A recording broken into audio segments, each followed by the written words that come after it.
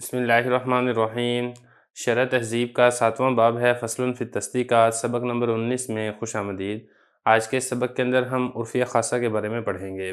گزشتہ سبق کے اندر ہم نے مرکبات میں سے جو پہلی قسم ہے مشروطہ خاصہ اس کے بارے میں پڑھا تھا، اور میں نے آپ کو یہ بتایا تھا کہ مشروطہ عامہ کے ساتھ اگر آپ لادوام کی قید لگا دیں گے، اور لادوام سے بھی مراد کیا ہے؟ لادوام ذاتی یعنی مطلقہ عامہ، تو مشروطہ عامہ مطلقہ عامہ سے مل کر ایک قضیہ تیار ہوگا مشروطہ خاصہ، جو کہ مرکبات کے قضایہ میں سے پہلا قضیہ ہے۔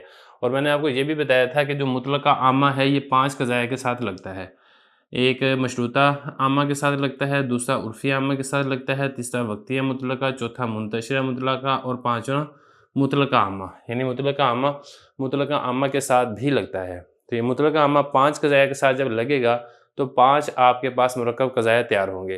پہلا قضیہ جو تھا مشروطہ عامہ وہ ہم پڑھ چکے ہیں کہ مشروطہ عامہ کے ساتھ مطلقہ عامہ لگے گا تو مشروطہ خاصہ تیار ہوگا۔ اسی طریقے سے جو مطلقہ عامہ ہے یہ عرفیہ عامہ کے ساتھ بھی لگتا ہے۔ مطلقہ عامہ جب عرفیہ عامہ کے ساتھ لگے گا تو پھر اس سے بھی ایک قضیہ مرکبہ تیار ہوگا۔ اس قضیے کے اندر یہ ہوگا کہ جو پہلا قضیہ ہے چاہے وہ موجبہ ہو چاہے وہ سالبہ ہو، وہ ہوگا عرفیہ عامہ۔ موجبہ کی مثال دیکھیں، کلو کاتب متحرک الاصحاب ما دام کاتبہ، یہ موجبہ ہے۔ اسی طریقے سے سالبہ کی مثال دیکھیں، بالدوامی لا شیء من الکاتب ساکن الاصحاب ما دام کاتبہ، یہ سالبہ ہے۔ تو جب اس کے ساتھ آپ لا دائمہ کی قید لگائیں گے اس طریقے سے، اور لا دائمہ سے میں آپ کو بتا چکا ہوں دوسرے قضیے کی طرف اشارہ ہوتا ہے مطلقہ عامہ کی طرف، تو جب آپ لا دائمہ لگائیں گے تو لا دائمہ سے مطلقہ عامہ کی طرف اشارہ ہوگا، اور جو مطلقہ عامہ ہے یہ اس کا برعکس ہوگا پہلے قضیے کے۔ جیسے پہلا قضیہ یہاں پہ موجبہ ہے تو جب آپ دوسرا قضیہ نکالیں گے مطلقہ عامہ یہ ہوگا سالبہ۔ اسی طریقے سے اگر پہلا قضیہ یہ سالبہ ہے، جب اس کے ساتھ آپ نے لا دائمہ کی قید لگائی تو پھر اس سے جس قضیے کی طرف اشارہ ہوگا مطلقہ عامہ وہ آپ نے نکالنا موجبہ۔ تو اگر ایجاب ہے تو سلب آئے گا، اگر سلب ہے تو ایجاب آئے گا، جیسے کہ میں آپ کو بتا چکا ہوں کہ کیفیت کے اندر مخالف ہوگا، کمیت میں موافق ہوگا۔ چونکہ یہ بھی دیکھیں کلیہ ہے، لہذا جو ہم نے یہ نکالا یہ بھی کلیہ ہے، یہ چونکہ کلیہ ہے پہلا قضیہ، جو ہم نے کلیہ قضیہ نکالا ہے یہ بھی کلیہ ہوگا۔ تو خلاصہ کلام یہ ہے کہ جیسے کہ میں نے آپ کو پہلے بتایا تھا کہ جہاں پر مرکب قضیہ ہوتا ہے وہ اصل میں ایک شبہ ہوتا ہے، اس شبے کے ازالے کے لیے آتا ہے۔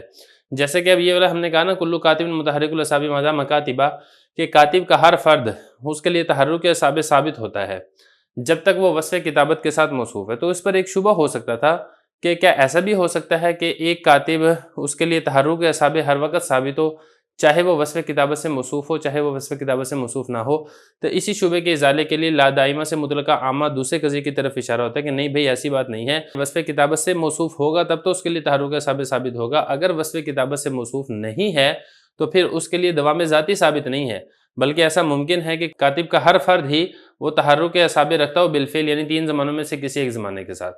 3 زمانوں میں سے کسی ایک زمانے میں تحرک اعصاب ہوگا تو ظاہر ہے کسی ایک زمانے میں تحرک اعصاب نہیں ہوگا۔ تو جو ہمارا ایک حاصل اور خلاصہ جو ہم ثابت کرنا چاہ رہے تھے کہ تحرک اعصاب وصف کتابت کے ساتھ موصوف ہے، وصف کتابت ہوگی تو تحرک اعصاب ہوگا، وصف کتابت نہیں ہوگی تو تحرک اعصاب بھی ثابت نہیں ہوگا، یہ قضیہ اس طریقے سے ثابت ہوتا ہے۔ اسی طریقے سے سالبہ میں دیکھیں، بالدوام لا شیء من الکاتب بساکن الاصحاب ما دام کاتبہ، کاتب کے تمام افراد سے ساکن الاصحاب کی نفی کی جا رہی ہے جب تک وہ وصف کتابت کے ساتھ موصوف ہو دائمی طور پر۔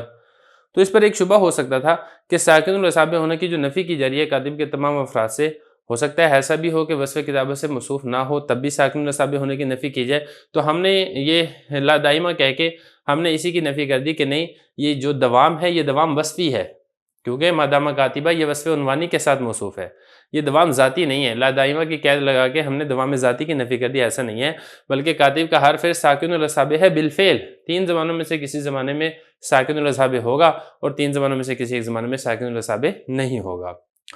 تو یہی بتا رہے۔ اچھا، اس میں اس کا جو عنوان رکھا جائے گا نا عرفیہ عامہ، عرفیہ عامہ جب مطلقہ عامہ کے ساتھ لگے گا تو پھر اس کا نام رکھا جائے گا عرفیہ خاصہ، اس طریقے سے۔ گزشتہ سبق میں ہم نے مشروطہ خاصہ سمجھ لیا تھا، آج کے سبق میں آ گیا عرفیہ خاصہ۔ عرفیہ خاصہ میں بھی پھر ایسے ہی ہوگا، موجبہ بھی آئے گا سالبہ بھی آئے گا۔ اگر جو عرفیہ عامہ موجبہ ہے تو لا دائمہ سے مطلقہ عامہ سالبہ کی طرف اشارہ ہوگا، اگر عرفیہ عامہ سالبہ ہے تو پھر لا دائمہ سے مطلقہ عامہ موجبہ کی طرف اشارہ ہوگا۔ موجبہ کی مثال یہ والی آ گئی، اسی طریقے سے سالبہ کی مثال یہ والی آ گئی۔ اب ذرا عبارت دیکھیں، یہ کہہ رہے ہیں کہ عرفیہ خاصہ جو ہے یہ عرفیہ عامہ ہی ہوتا ہے جو لا دوام ذاتی کی قید کے ساتھ مقید ہوتا ہے، جیسا کہ ہمارا قول بالدوام لا شیء من الکاتب بساکن الاصحاب ما دام کاتبہ۔ اب اس سے اشارہ یہ دوسرے مطلقہ عامہ قضیے کی طرف ہے، لا دائمہ سے कौन सा इशारा हो रहा है, कुल्लु कातिबिन साकितुल असाबि बिलफेल, इस कज़िए की तरफ।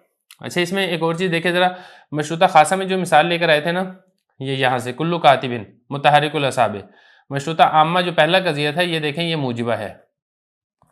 जब ये पहला कज़िया मूजिबा था तो ला दाइमा से हमने सालिबा निकाला है, क्योंकि कैफियत के अंदर मुखालिफ होता है, जैसे कि मैंने आपको यहाँ पे भी बता चुका हूँ कि मुखालिफतिन लिल असली फिल कैफी, कैफियत में मुखालिफ होते हैं। जब उर्फिया खासा की मिसाल लेकर आए, यानी उर्फिया आम्मा के साथ जब मुतलका आम्मा लगा है, तो यहाँ पर जो मिसाल लेकर आए सालिबा की मिसाल लेकर आए, लाशी अमिनल कातिब बिसाकिन रसाबे, तो ला दाइमा से जो हमने कज़िया निकाला है वो कज़िया होगा मूजिबा। तो ये मतलब नहीं है कि मशरूता आम्मा के अंदर सिर्फ पहला कज़िया मूजिबा होगा और उर्फ़ी आम्मा के अंदर पहला कज़िया सिर्फ सालिबा होगा, ऐसा नहीं है, बल्कि दोनों जगह पे मूजिबा और सालिबा हो सकता है। तो खुलासा ये है कि जब दूसरे कज़िये की तरफ आप ला बिद्दवाम के साथ इशारा करेंगे तो फिर अगर वो मशरूता आम्मा है तो फिर वो मशरूता खासा बन जाएगा, अगर वो उर्फ़ी आम्मा है तो फिर वो उर्फ़िया खासा बन जाएगा। दो कज़िये हमने समझ लिए, एक हमने मशरूता खासा समझ लिया, दूसरा हमने उर्फ़िया खासा समझ लिया। इसी तरीके से जो वक्तिया मुतलका है, मुंतशिर मुतलका है, यहाँ पर भी वसफ़ होता है, वसफ़ में फ़र्क होता है। यहाँ पर इन दोनों के अंदर था वस्फ़ उन्वानी, इधर सिर्फ ये था कि इधर कैफ़ियत ज़रूरत थी और यहाँ पर कैफ़ियत दवाम है, लेकिन दोनों जगह पे वस्फ़ उन्वानी था।